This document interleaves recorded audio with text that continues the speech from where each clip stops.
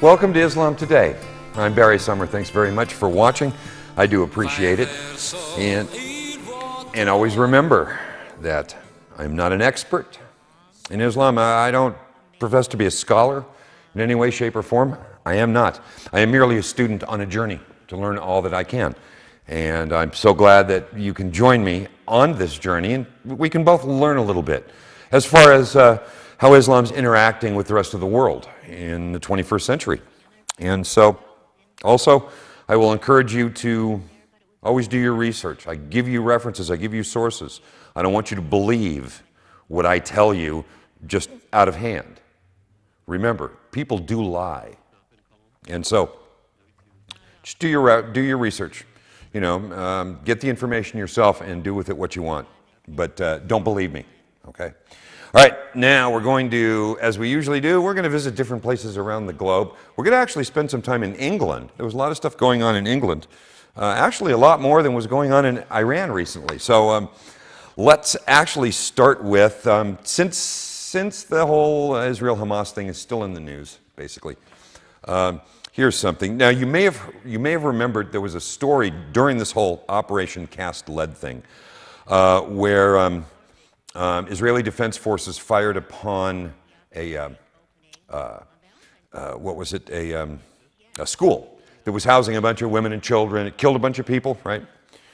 Well, this is from Israel National News. The headline is, the United Nations admits that the Israeli Defense Force did not bomb a school. During the Cast Lead operation in Gaza, IDF tank fire near a United Nations school in Gaza was blamed for the deaths of dozens of civilians who had taken refuge in the building.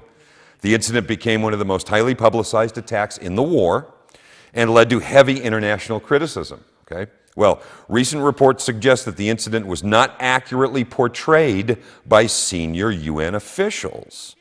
John Ging, the director of the United Nations Relief and Works Agency in Gaza, spoke to the Toronto Globe and Mail last week and agreed that no shell had struck the school building.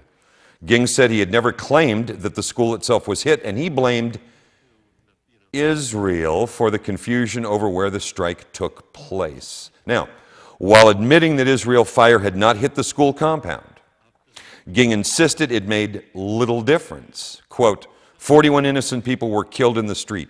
The state of Israel still has to answer for that.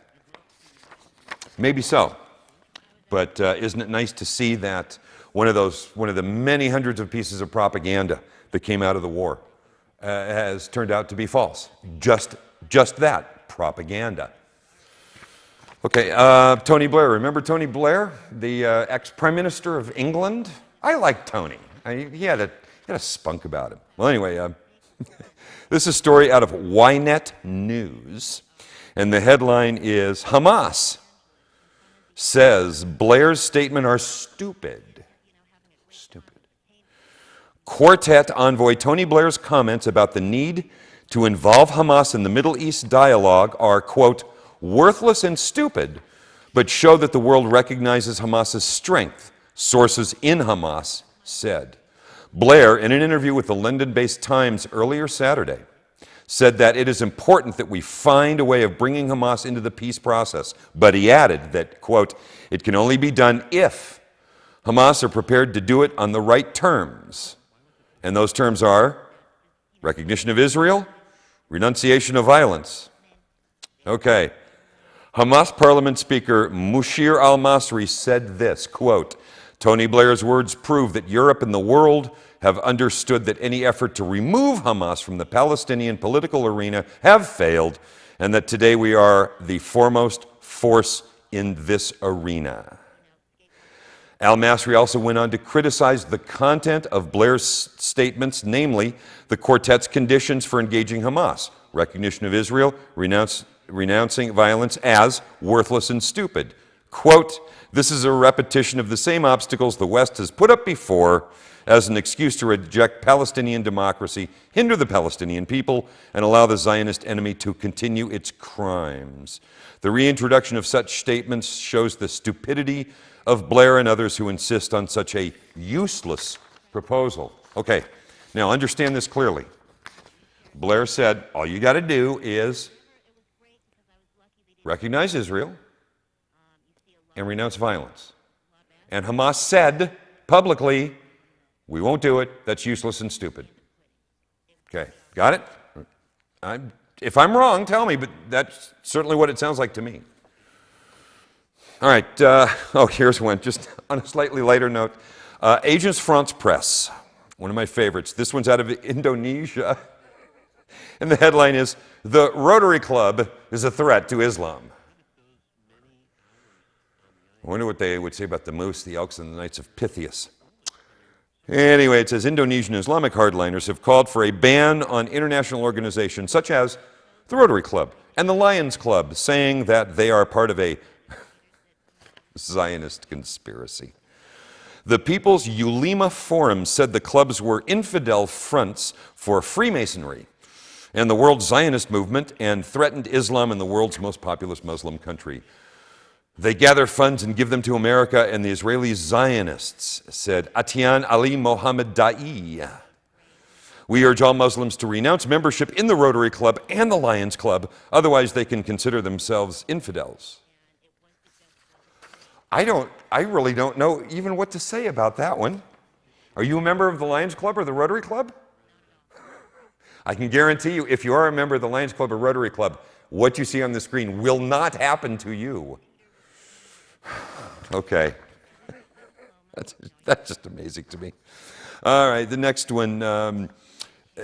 Last week, I spoke of Lord Nazir Ahmed, the peer in the House of Lords in England, who, when he found out that Geert Wilders, the Dutch politician who produced the movie Fitna, was going to come and speak to the House of Lords and show the movie, he threatened to amass 10,000 Muslims and take people to court and everything else.